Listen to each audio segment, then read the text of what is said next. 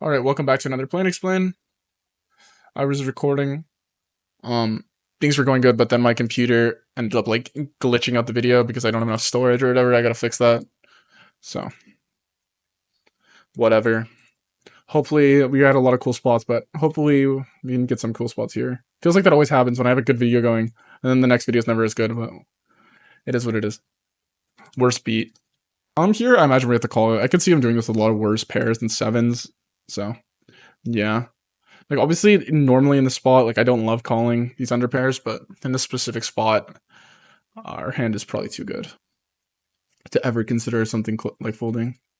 Probably every pair should be calling here. He just naturally has too many misses, and I think he's gonna have some 6x here. I just like the idea of betting the small. I don't really see the point in checking with this type of hand when you have a pair, especially better than a 6. I think your checking range can be built around like king highs and all this stuff, and then fives, fours, deuces, and then traps to protect them. The rest probably make more money from betting 20%, I would assume, because there's value to be made.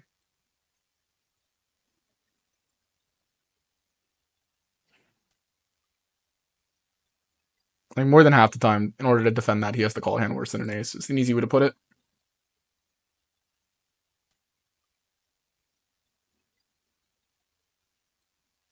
When he checks here, we could do either, but on a 26, I'll just check. I'll just play the RNG here. I would consider overbet, but it's going to be low frequency. Especially if he's playing a polarizing strategy. Okay, now on this card, on an 86, let's go half pot. Here definitely it's going to be 33. Pretty much close to range. Obviously on a 4, but with the queen of diamonds, I'm not going to really consider checking. It's even better to have the queen there, I imagine. Simply, oh no, I misclicked. I could be wrong though. But the advantage of having the queen and not the king is ace king suited is never really that relevant because ace king off will also 4-bet and also call. So like you basically always have 16 combos of ace king, so that like isolating just suited versions doesn't really matter that much. So like when the king's offsuit,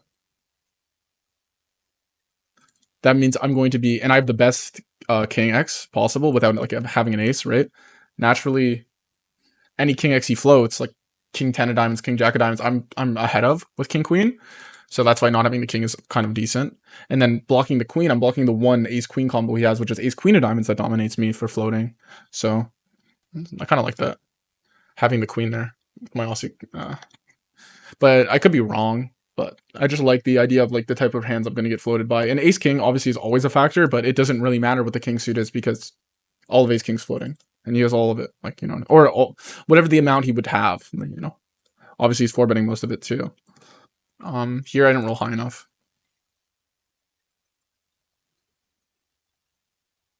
Okay, so here I'm gonna pairs. He's gonna be checking back a lot of ace-x here. I expect him to be kind of capped in the spot, so I'm just gonna overbet. Yeah. It's really easy for him to have a lot of ace-x here, and I think the overbet size makes him the most indifferent. Not really trying to, by betting, to get him off a king. I think I would play a b20 with a lot of my ace-x there, and I'm playing a b20 split strategy. If I were to be exploitative, like overbetting with my flushes, because he's pretty capped. I probably should size up.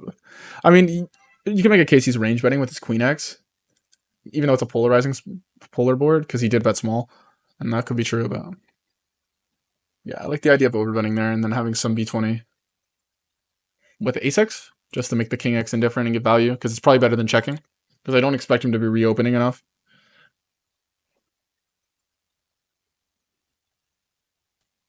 I'm gonna check here. Yeah, we had a couple all-in bluffs in the other video. I was excited to review them. I probably will review them anyway, but I already deleted the. Here with the king of hearts, it's a little relevant, but I'm just gonna call because I don't exactly know. And then here I'm gonna go with the small lead because naturally people range bet this board, so leading is super profitable. But when you get a card that equalizes the range advantage, because naturally he's gonna have more airs, so he's gonna have a lot of ace-x hands that have to call here, and that means that I'm gonna call.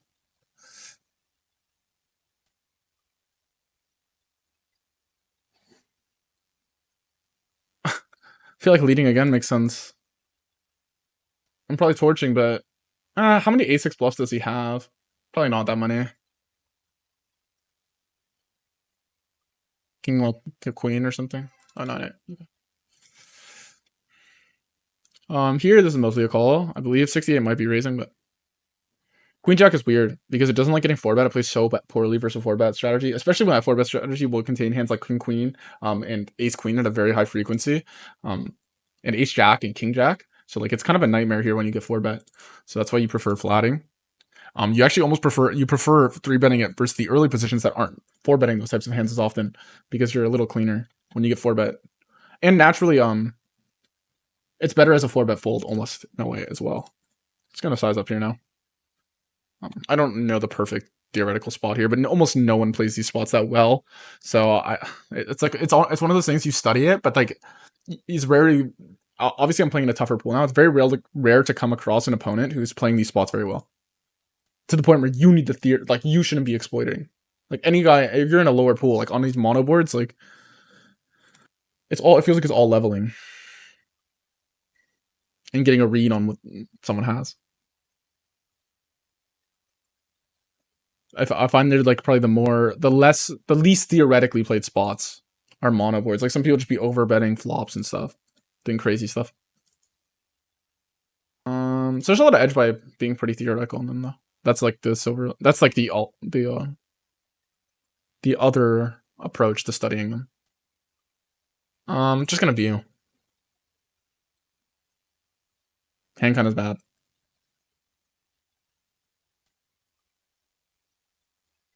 Pretty easy to just bet small there when you have a mid hand. I'd say the you want to be pretty polar there. You have your like snap raise folds, and then you have your raise calls, and then you have like your nuts. Like I mean, but like anything in between that's like pretty good. Like let's say I had that exact hand, but I had one heart, like the 9 of hearts. I'd probably prefer checking because why do I want to B20 and then fold to a raise? You know, from like 4 deuce up suited or something. You know, do people bluff that enough? Probably not, but this pool's pretty sharp, I will admit, so I'm not going to underestimate it.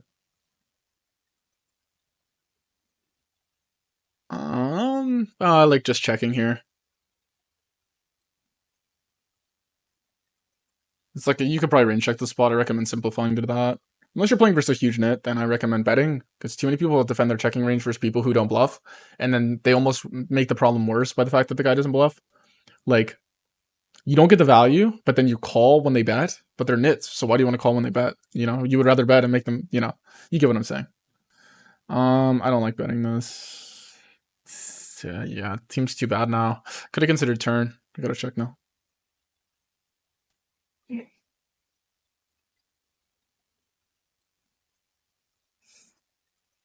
It's a pretty good flop.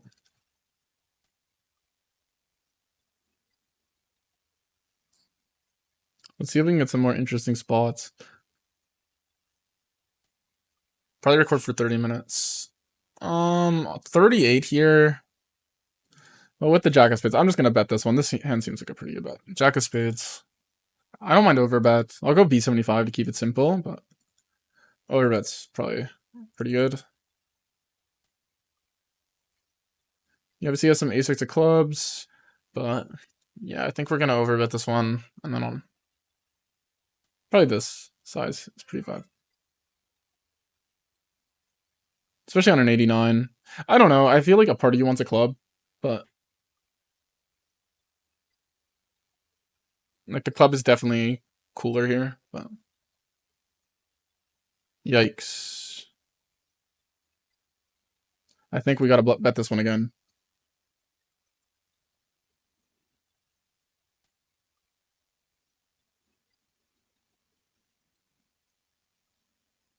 If he leads, I might just be like, eh. I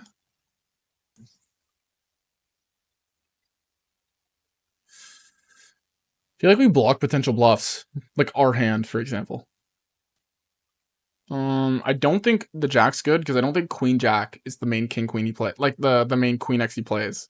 Like you know what I'm saying? Like just because we liked our hand as a bluff now, because what do we have? I feel like you want to bluff like block like maybe have a king. I doubt the Queen Jack has to be the least played Queen X of this way. You know what I mean?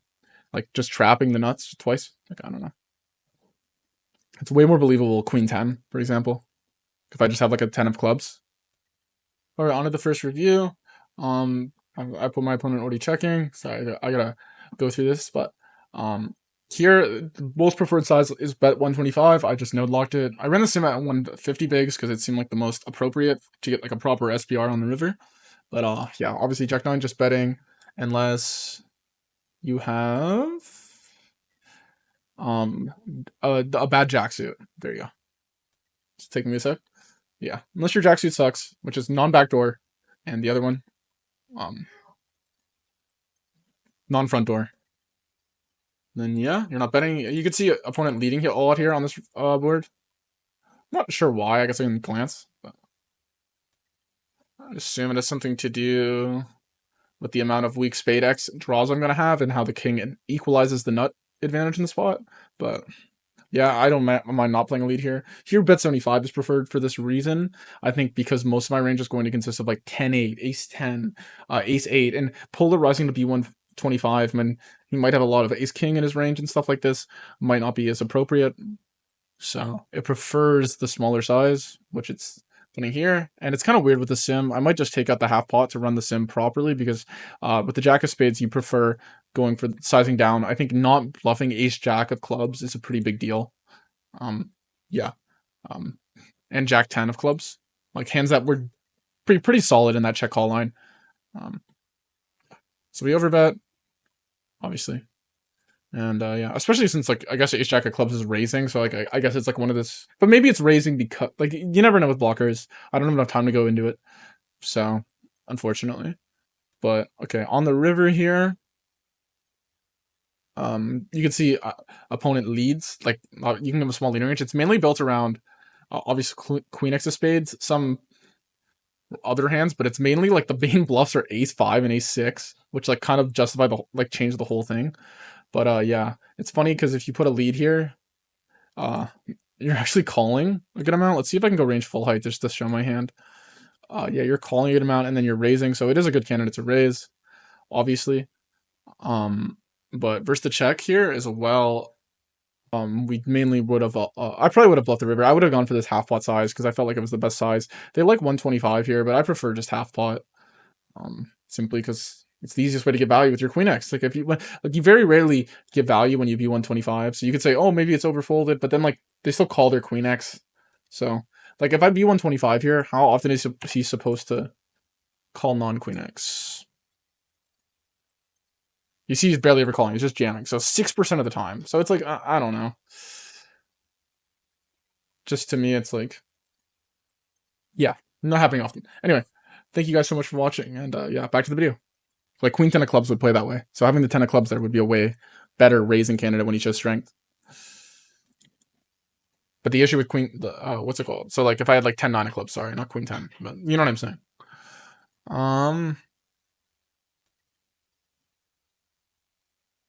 I do think leading there is not very profitable from him but I guess it's like, it's a weird spot. Like I had to take a very weird hand into a bluff and most people wouldn't.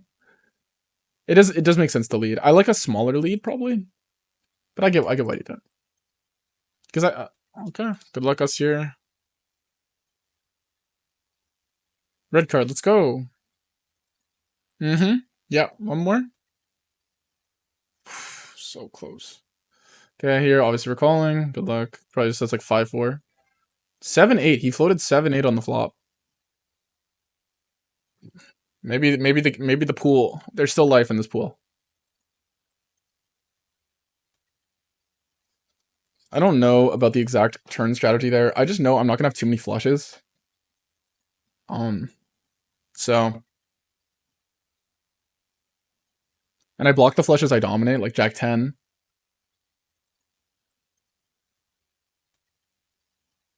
So I kind of opted. We probably have to bet that a good amount though, but because it's a good board for us. But I just know we're not gonna have to because all of our like ace X of hearts is probably gonna be betting the turn for the most part. So like ace Jack hearts, ace 10 of hearts. Yeah. Obviously, when I know that guy's doing that, I would check back my whole range because if he's gonna have that much hands drawing dead in that spot, then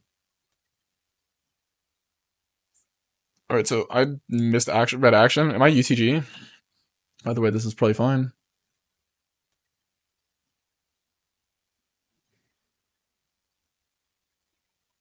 Damn, I'm so tilted about the recording cutting out in the last video.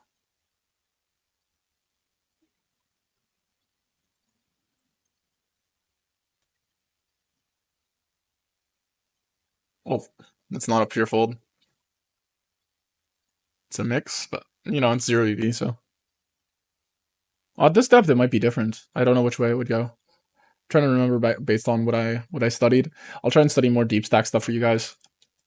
I've been doing other stuff. On a 76, this will get in here as a raise fold. Here, the Ace of Hearts. I think we're just going to bet 33 really high frequency here. But the Ace of Hearts, we're going to get called by worse Ace X. Jack of Diamonds now. Very good.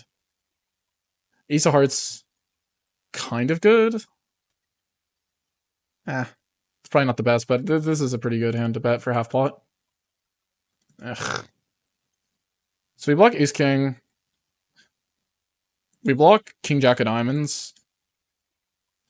The spot just seems so called. You know what I mean?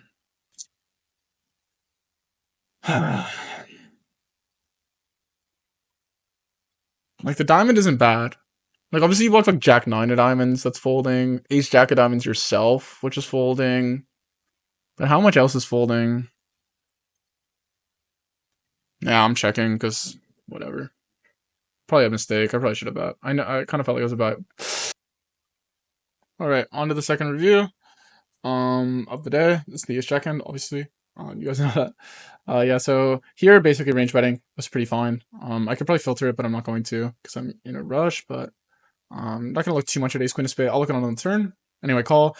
A lot of the here on the turn, it preferred to play B20 and half pot. I would just simplify to half pot here. That's how I viewed the spot. So I just node locked to make it half pot, and you can see the only non-ace of diamonds man betting was the combo I had because you have the Jack of Diamonds and the Ace of Hearts is the best ace to have, because you're unblocking all these other type of hands that you don't want to check fold and lose to, like Ace 7 with the backdoor, like Ace 7 of spades and stuff like this, which you can see.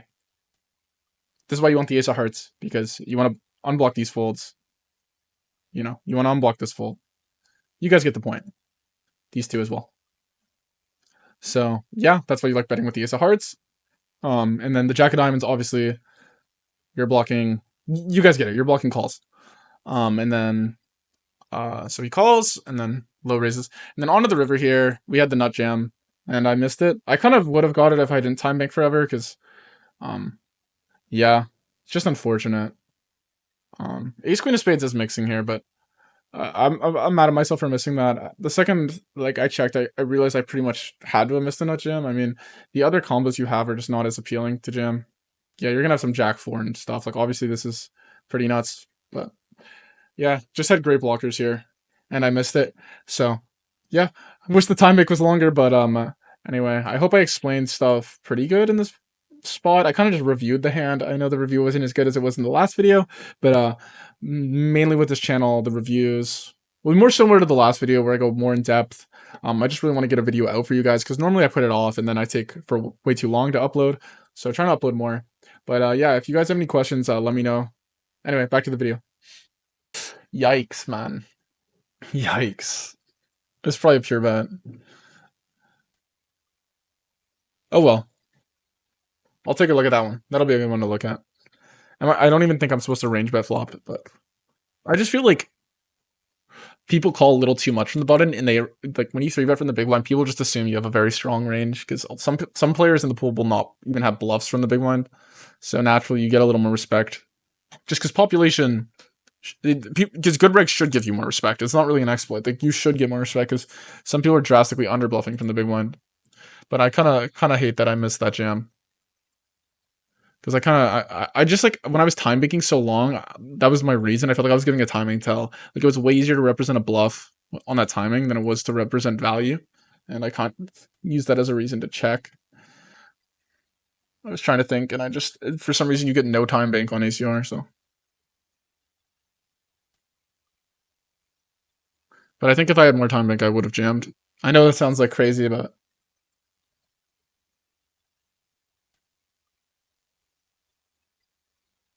I think losing to ace queen is like an actual big factor I wasn't considering. And having the ace of hearts, I guess I just wasn't expecting ace queen to be floating versus half pot. It makes sense it would though. Because you have position to bluff river.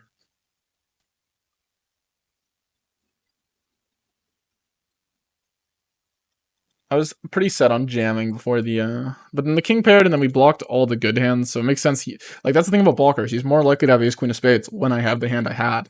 Like it's not that's how blockers work, you know. And I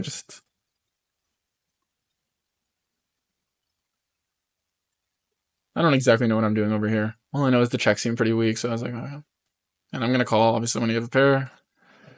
Like, how much like ace x of hearts is he raising? Like playing in this way? I guess a good amount. I think I'm gonna turn my hand in mainly a bluff now though. Like all of these check raise hands, like under an ace, probably have to fold. All of this like, random 10x he raised has to fold. And even if he has an ace, some people might hero fold because I'm ripping a pretty strong hand.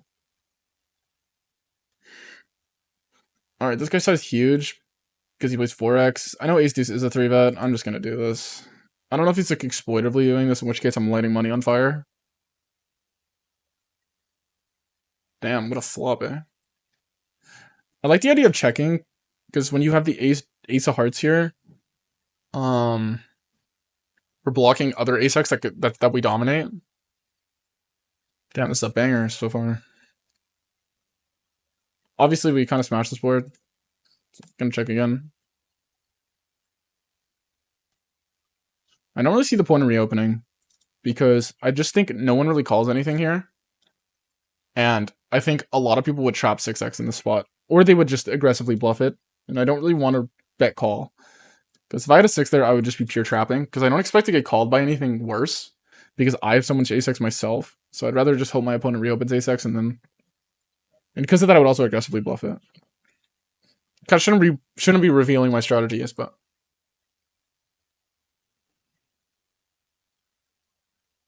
It's one of the spots where everyone has a very, like a lot, both players can have very strong hands. So people don't really want to call worse than that, like very commonly strong hand, which is just having an ace. But then very, like both players don't really have much of the like giga nuts, which is like a 6 basically, or a flush. Obviously with the ace of hearts there, I probably should be betting.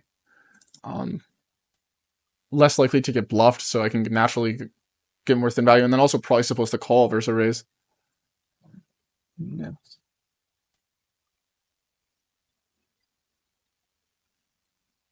But he had king queen off, so noted that he's going 4x calling with king queen off.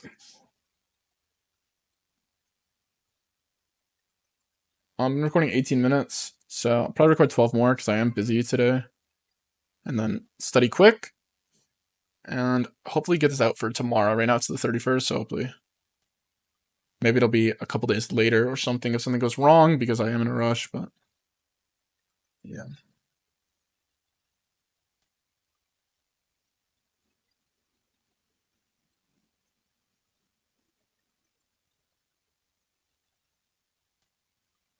So for reviewing, I got the ace jack hand, and I don't think I have a second one picked yet. I'll pick something if nothing comes up, but I usually like to pick full hands like with river and stuff. If you guys find something curious in my hands, like please let me know in the description. Like if you guys review a hand and you just want to say like, oh, da da da, I get to learn for free. It seems pretty chill, so I really don't mind if you guys backseat or anything. I don't really care.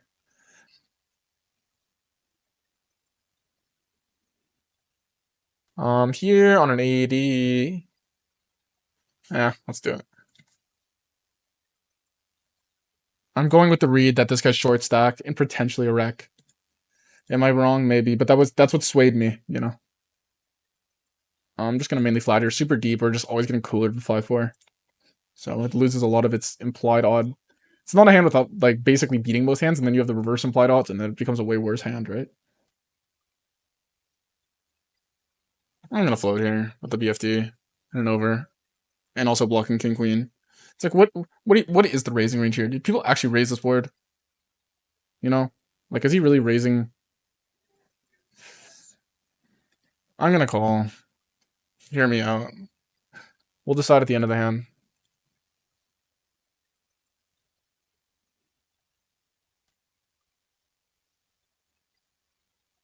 I don't like the check.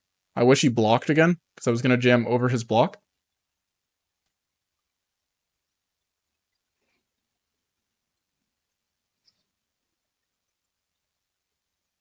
We take it. Basically, I was just thinking his line was BS, so I just felt like I was gonna win. that was my read. I just didn't believe that it was a queen enough. I think it was that we had a good check by Canada here that we missed, but I'm gonna call in position here with the 10. The 9 we kind of smash, so it's a pretty bad card for him. It's not the worst because he's raising a lot of these Jack 9, 9, 8 hands. So yeah, he's not raising a 9 that often, but like he's raising sets and trips, and now he has a boat. So it's not like it's the worst card. It's kind of like a better card than it looks. I'm just gonna check now, and we kind of bang it, and he checks. What's the point of reopening here? Like what? Like if he was raising S Jack and he calls me now, I just don't like the idea of being trapped here by like Jack 9. So, because I think it's realistic here. Like if you have Jack 9, why do you want to bet? Like wouldn't you just hope that your opponent reopens a 10 and then jam on them? You know, if you have like Jack 8 there, or you have, let's say you have Ace 9. Honestly, you have Ace. Like why would he have Ace 9 though? But hear me out. Like if he has a hand he wants to bluff because he doesn't want to call it, he can bluff it really easily. And if he has, like, it's really easy for him to trap 9-8 because he just a 10 is expected to reopen. Like it's one of those spots where we can't reopen all our 10x, I imagine, but I could be wrong. I just prefer to be on the safer side. I feel like people don't overcall that spot, so we call here. I don't think it's a pure call, but we did, and we obviously banged. So. The 10's like a pretty decent card here, but I think we're gonna raise most of our 8x.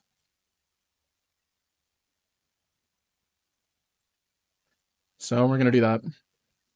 10's a decent card because if he has a hand like Queen Jack, we're okay with giving that a free card. It's drawing dead. If he has a hand like, yeah, that's the main reason. Just hope he's drawing thin. Oh, he's drawing very thin. Oh, we can chop here though. No way, man. There's no way.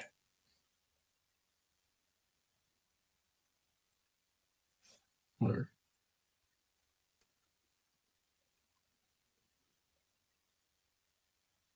So we were like completely crushed and just bingoed super hard. So I guess I've got nothing to complain about there.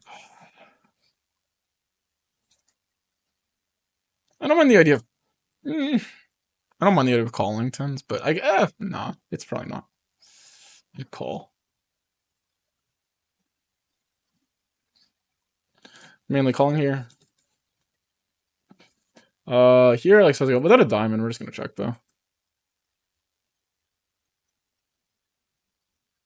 And like the 9 is not the greatest card. I just know that because you'd rather have 2 overs here, and then if you didn't, you'd rather have a 7 or an 8. So like the 9, like think about it. 7 or 8 seem like interacts with the board way better. And then a Jack is an over. So like if you have the like you want him to have the 9 of clubs. Like how many continues does he realistically have here with the 9 of clubs compared to all these other hands? Anyway, I completely autopilot. I was listening to noise on my like brother yelling. This spot should be over better check, I think, personally. Basically you're betting ace jack, like the bottom pretty much. Ace 9 is the bottom, and that's good enough to overbet. I should overbet bigger here too. I missed that. But you know, we're chilling.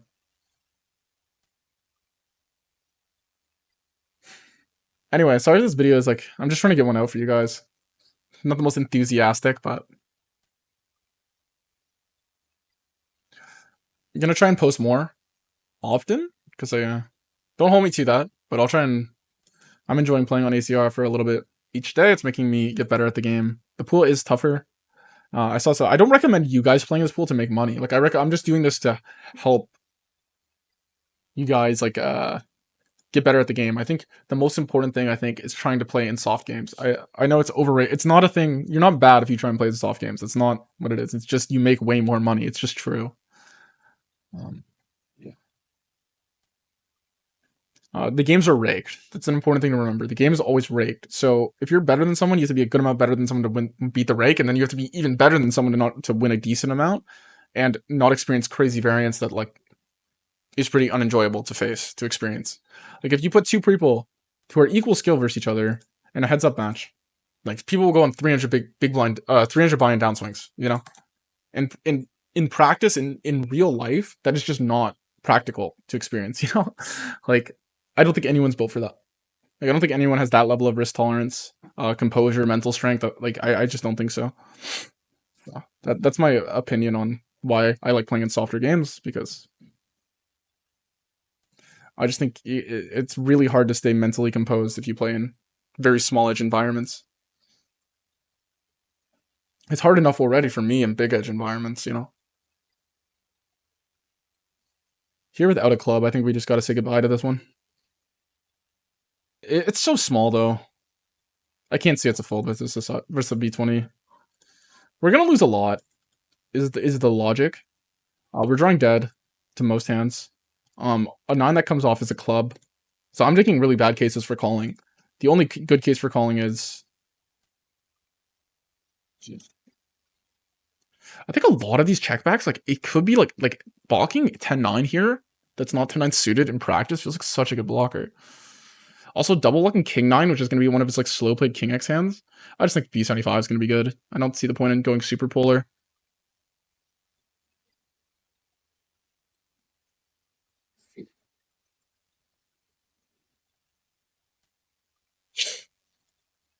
I don't know. It just feel like the spot's supposed to be like it's going to be pretty overfolded. Like is the best hand in this range there because we like it's like basically King 10. You know. And it's a hard spot for like him to even like think what could his bluffs be. Because a lot of people, like even me, I struggle sometimes when I bet 20 on the flop to remember like, okay, like actually he has pocket sixes here. Because sometimes it's hard to assume like, what if this guy doesn't call pocket nines on the flop? Then he has no bluffs. You know what I mean? So it's really easy to start getting in this mind of like, okay, like because you think in strength sometimes, like, oh, Queen 10 got there. What do you bluff Queen 10? Well, no. Ace 10 got there. What do you Ace Queen? What do you bluff Ace Queen? No. Okay, what could he have? It was King Jack 5, you know? Like low flush draw, you know? But you realize like you bet 20, so I can have pocket nines like I just had, you know.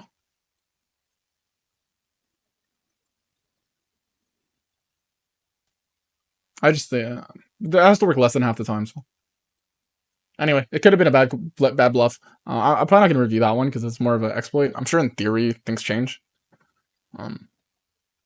Maybe not though, because I imagine he's supposed to continue very, very often in theory as well. So his checking range should be not the greatest by the river. I like B75 because you're putting Queen X in the toughest spot, which is the main portion of his range that he's representing, and especially Jack X. Anyway, I'm going to be wrapping up this video in a sec here. I'm going to sit out until the big ones. Seems like we had a winner, but I'm not going to jinx it. So, yeah. I'll be taking a look at the ace jack hand, and I don't know the other hand. I'll probably skim the video very fast. Maybe it'll be one review today. Doubt it though. There's been some hands. But if the review isn't as good today, I guess you guys will be seeing this at the end. So there's no point in me even talking about it. But yeah, the review's not as good today. If you noticed it, I apologize. I'm in a bit of a rush, so I don't have this time to deep dive like I usually do. Or like what I usually do is I review them the night before, I study them, and then I explain them in the morning when I wake up. So I already know the spot. Whereas right now I'm gonna have to actually look at it in kind of in real time. Not fully in real time. I'm gonna glance, but obviously gonna go opening this.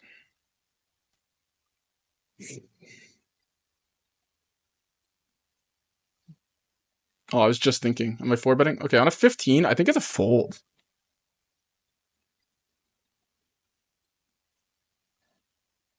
Could be wrong. Either way, my thought process is let's end the video on a dub. Worst thought process. This is crazy. I'm on a heater. Am I really not big blind again? Oh, it's waiting to put me big. All right. Anyway, thank you guys so much for watching, and I'll see you in the next one. I'm out.